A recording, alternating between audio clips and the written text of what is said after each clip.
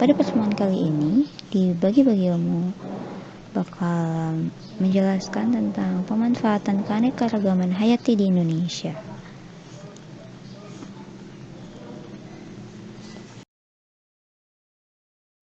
Menganalisis sebaran flora dan fauna di Indonesia dan dunia berdasarkan karakteristik ekosistem dan membuat peta persebaran flora dan fauna di Indonesia dan dunia yang dilengkapi gambar hewan dan tumbuhan. Nah, di sini ada indikator pencapaian kompetensinya dan juga tujuan pembelajarannya. Untuk tujuan pembelajarannya, peserta didik mampu mengidentifikasi pemanfaatan flora dan fauna di Indonesia sebagai sumber pangan, obat-obatan, dan bahan baku industri. 2. Peserta didik mampu mencontohkan pemanfaatan flora dan fauna di Indonesia sebagai sumber pangan, obat-obatan, dan bahan baku industri. 3. Peserta didik mampu membuat tabel pemanfaatan flora dan fauna di Indonesia sebagai sumber pangan, obat-obatan, dan bahan baku industri. 4. Peserta didik mampu mempresentasikan laporan hasil diskusi tentang pemanfaatan flora dan fauna di Indonesia sebagai sumber pangan, obat-obatan, dan bahan baku industri. Nilai sikap yang diambil religius, yaitu berupa cinta lingkungan. Manfaatan keanekaragaman hayati di Indonesia, ada tumbuhan, ada hewan, ya, flora dan fauna. Flora itu tumbuhan, fauna itu hewan. Nah, di sini terbagi ke dalam sumber pangan, obat-obatan, dan bahan baku industri. Kita simak videonya ya.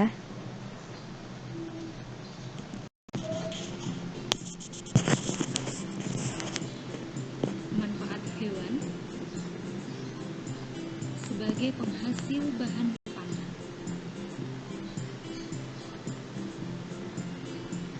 Contohnya telur, daging, kemudian susu dihasilkan dari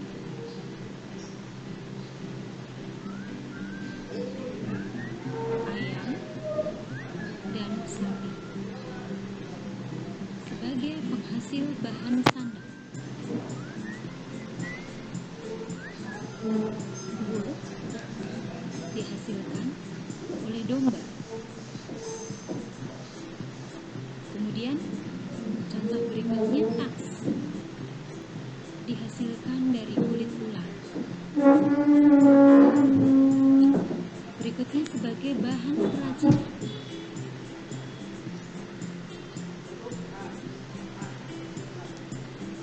Wayang kulit berasal dari kulit kerbau. Kemudian kok dari bulu angsa sebagai penghasil pupuk organik. Kotoran domba dan sapi juga dapat dibuat pupuk organik atau kompos. Sebagai penghasil tenaga, contohnya tenaga kuda dapat menarik sebuah gerobak.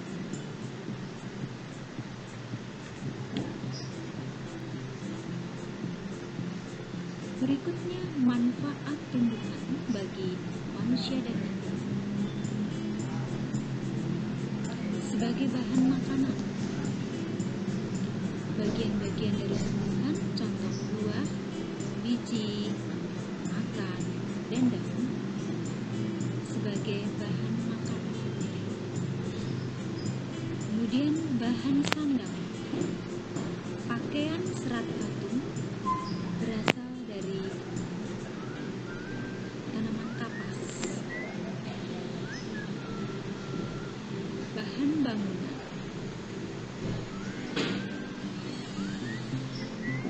rumah ada yang terbuat dari kayu. Bahan obat, contoh daun sirih dapat digunakan sebagai antiseptik. Sebagai bahan baku industri, ban kendaraan diperoleh dari getah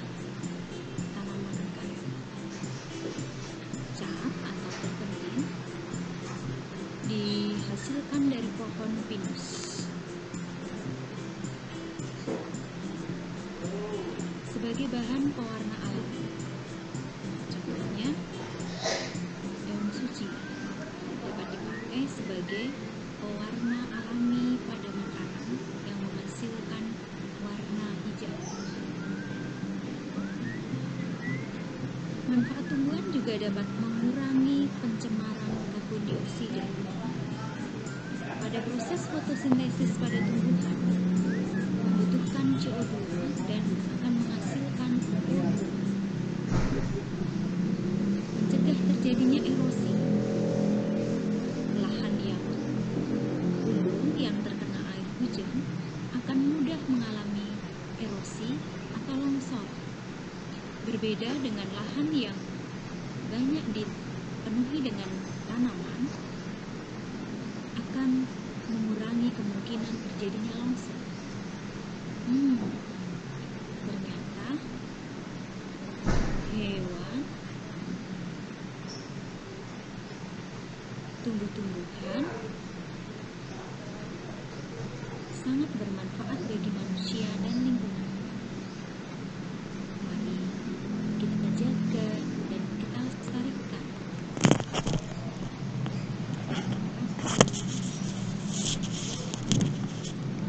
Ya, keren banget videonya. Itu tuh tentang manfaat apa aja sih yang bisa kita ambil dari flora, fauna, atau tumbuhan dan juga hewan gitu ya. Keanekaragaman hayati ini sendiri adalah keanekaragaman organisme yang menunjukkan keseluruhan variasi gen, jenis, dan ekosistem pada suatu daerah. Indonesia dikenal sebagai salah satu negara yang memiliki keanekaragaman hayati terbesar kedua di dunia loh, berdasarkan riset Lembaga Conservation International pada tahun 1998. Pemanfaatan keanekaragaman hayati telah dikenal sejak dulu untuk memenuhi kebutuhan pangan, papan, sandang, maupun obat-obatan. Ya, beberapa contoh fauna yang ada di Indonesia ya.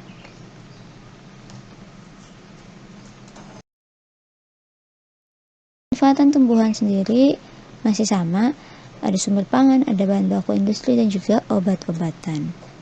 Ya. Obat-obatan seperti jahe, mengkudu. Terus sumber pangan ada padi, jagung, singkong. Bahan baku industri ada kapas, ada kayu, ada pinus, karet. Hewan untuk sumber pangan dan juga bahan baku industri. Ya, di sumber pangannya nih ya, ada madu, ikan, sapi, ayam. Terus bahan baku industrinya ada pupuk kompos, ada keju. Terima kasih atas waktunya untuk menonton video ini. Segitu saja penjelasan dari saya di Bagi-Bagi Ilmu. Mohon maaf apabila ada kesalahan atau kurang lainnya. Untuk PPT-nya silahkan boleh diklik di link di bawah ini di deskripsi ya.